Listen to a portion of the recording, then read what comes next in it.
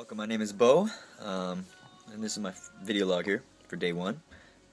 And it was funny, when we left the house, we had Deborah Storm pick us up. She's with Occupy Atlanta. She lives out in Gwinnett. She's actually very supportive of Occupy Gwinnett. Anyways, she rolls up in her truck. She's got a nice big silver truck, and we pack up all the gear into her truck, and she's taking us down to Woodruff Park. And as soon as we back up, we almost get hit, and it was just like, wow, it's like wake up time. And I think everything led up prior to that. The energy was good. We were a little nervous, wasn't sure what was going to happen, and so we ended up going to Woodruff Park.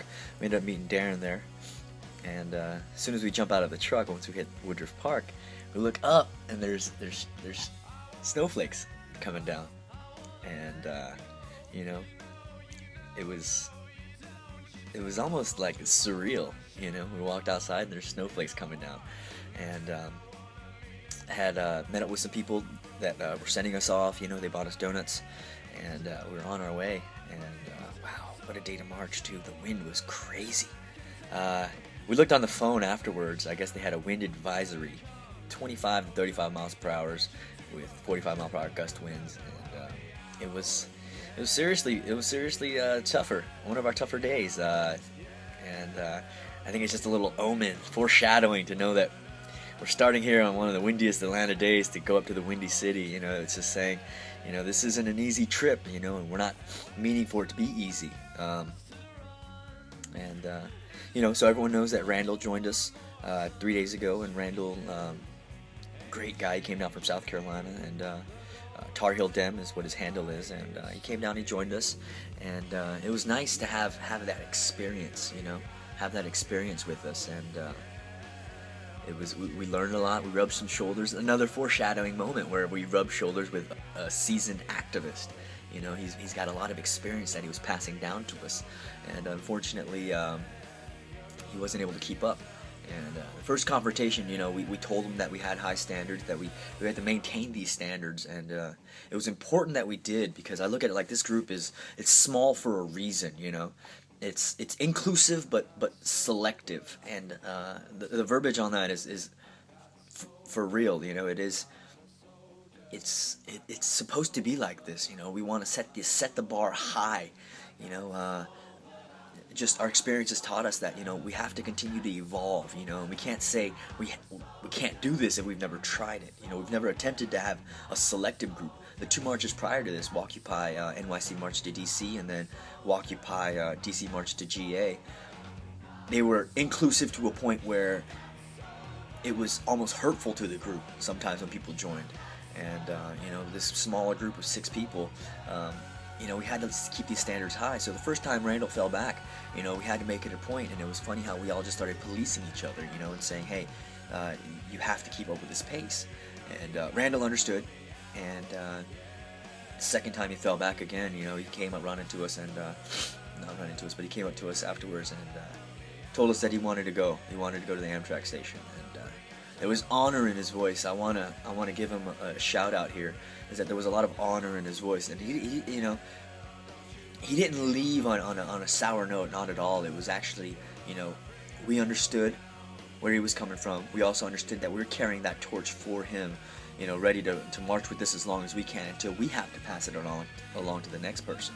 And that's what it felt like today. It really felt like Randall was giving us that torch and saying, go, march, go to every occupation, light a fire under their ass. And so he left, and we got a text message about an hour later saying that he made it to the Amtrak station, and I hope he gets home safe, and I hope he's watching this. We love you, Randall. You're a great guy. And we hope to see you in Chicago, by the way, on May Day. And after that, it was just, we were marching hard. The wind was up against our face. A lot of us weren't really prepared for that. I wasn't prepared for that, honestly. And but we maintained. I really think the group got me through it personally. And there was a situation that I wrote down in my little notes here. And I was looking at all the people that are driving by, just kind of like what I do, it just bides my time. And I saw this girl, she was coming right up over a hill with her father driving, I presume. And the look in her eyes was like a deer in the headlights, and then she it was like a split second thing, but you could see like she was like a deer in the headlights, but then she started smiling. And to me, that's kind of like why I march. Is this youthful girl, the youth, the future, the reason that we're doing this, saw us marching and then smiled, knowing that there's people out here that are doing something about it now.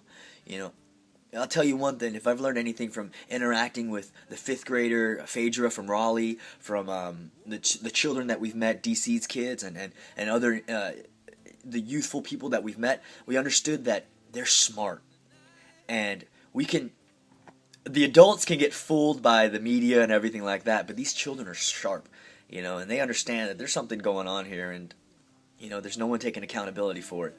So to see a doe-eyed little girl smile after seeing 5 marchers with an American flag and I am the 99% sign, it was really, that's kind of like what we're here for, and then right immediately after that, we were walking down, there's a truck, and all of a sudden the truck kind of pulls off into the median, passing another car, and he goes, "Occupiers!" And it's like we didn't even have it wasn't even visible, but they just knew that we're part of the 99, that we're doing something out here, and it's amazing. It's amazing to be a part of this movement, and I made a commitment to do 60 plus days of this video log stuff, and hopefully I can add a little. You'll understand after this, and I'll check back in with you tomorrow.